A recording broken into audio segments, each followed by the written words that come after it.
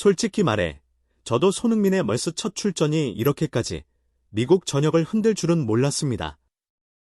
단지 39분 남짓 뛴 경기였지만 그 여파는 경기장을 넘어서 경제, 문화, 미디어까지 뒤흔들었습니다. 뉴잉글랜드 레볼루션 원정 경기 티켓이 순식간에 동나고 평균 관중 수가 2만 3천 명대에서 갑자기 4에서 6만 명 수준까지 뛸 거라는 전망이 나왔습니다.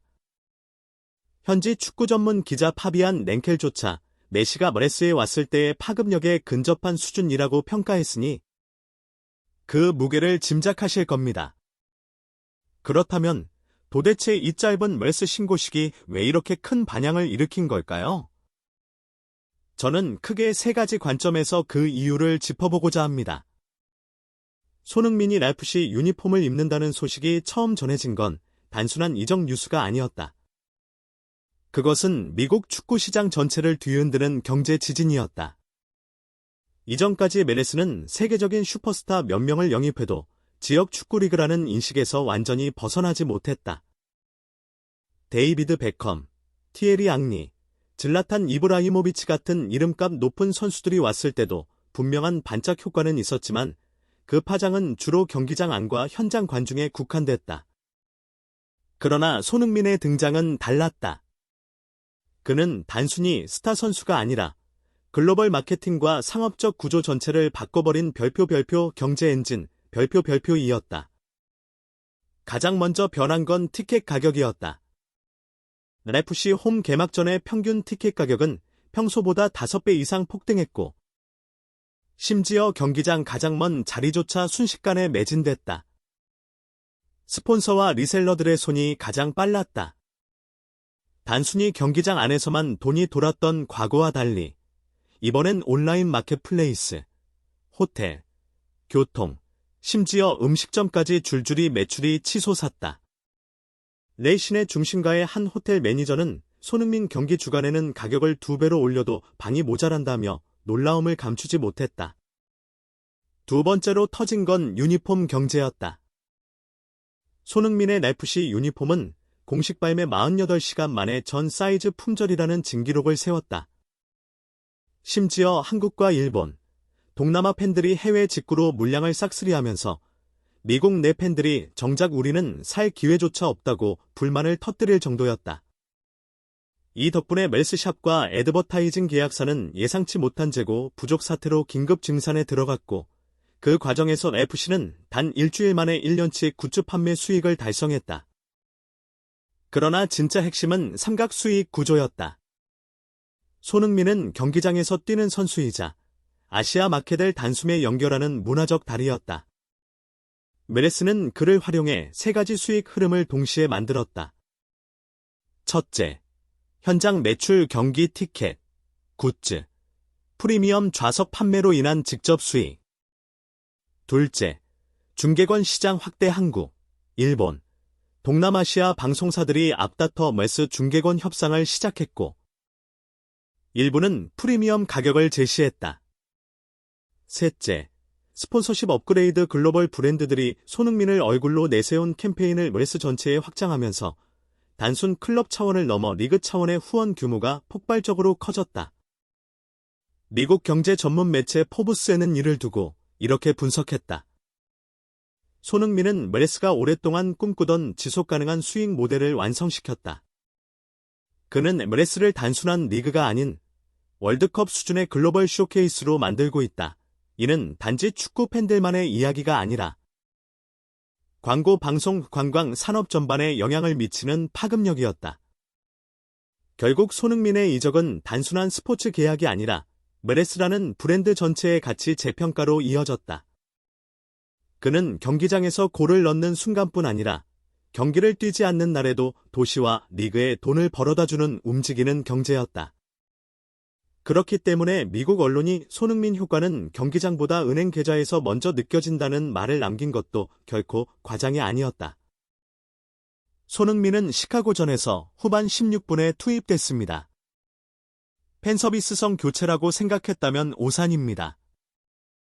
그는 들어가자마자 경기의 무게중심을 바꿨습니다. 9분 만에 팀은 역전 위기를 맞았지만 이후 래프시의 동점골 과정에서 손흥민은 핵심적인 역할을 했습니다. 요리스의 세이브 이후 하프라인 부근에서 공을 잡아 단독 드리블 돌입, 상대 수비 테란의 반칙을 유도해 PK를 얻어냈죠. 비록 직접 차진 않았지만 득점의 70%는 그 움직임이 만들어낸 겁니다. 이 장면에서 드러난 건 손흥민다운 효율입니다.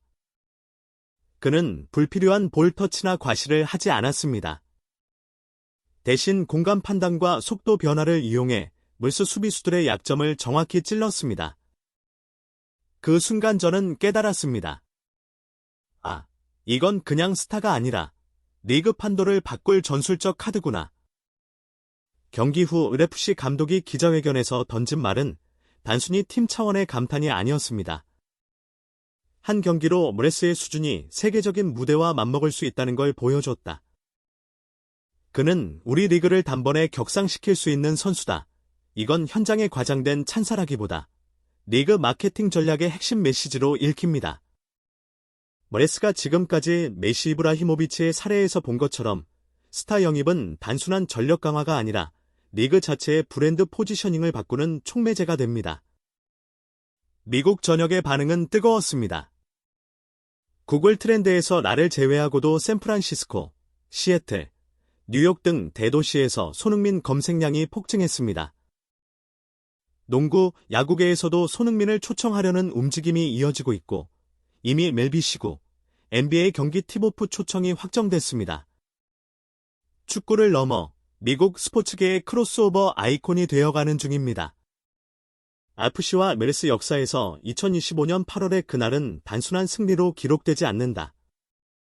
그것은 한 명의 선수, 손흥민이 새로운 시대를 여는 순간이었고 블랙 앤드 골드라는 세기 전 세계 축구 팬들의 머릿속에 깊이 각인된 출발점이었다.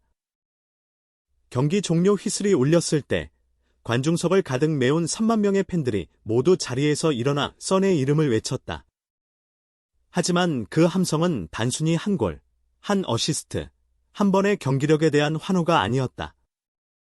그것은 멜스의 새로운 정체성과 라피의 글로벌 브랜드화에 대한 예고편이었다.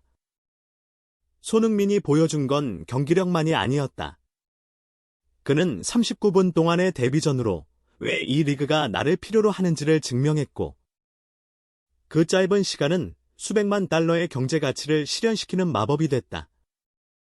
유니폼이 동나고 티켓값이 폭등하고 전 세계 방송사들이 머스 중계권을 노리는 이 모든 변화는 공 하나를 다루는 기술만으로는 결코 설명되지 않는다. 그것은 브랜드로서의 선수가 가진 힘이었고 손흥민은 그 힘을 온전히 보여줬다. RFC 구단주의 말처럼 우리는 오늘 단순히 승리한 것이 아니다. 새로운 시대를 연 것이다. 그 시대의 이름은 바로 별표 블랙 앤드 골드의 시대 별표다. 이제 RFC는 더 이상 미국 서부의 한 클럽이 아니다. 손흥민이라는 글로벌 아이콘을 등에 업고 그들은 유럽 빅리그의 브랜드 파워에 도전할 수 있는 위치에 섰다.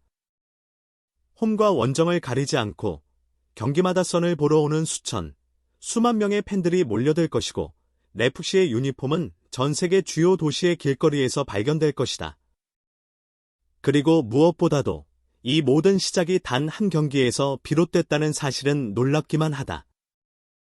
그 한 경기가 멜스의 판도를 바꾸고 RFC의 미래를 바꾸고 나아가 미국 축구의 역사를 바꾸었다. 이제 사람들은 말할 것이다. 2025년 8월 블랙 앤드 골드의 시대가 시작됐다. 그리고 그 문을 연 사람은 손흥민이었다.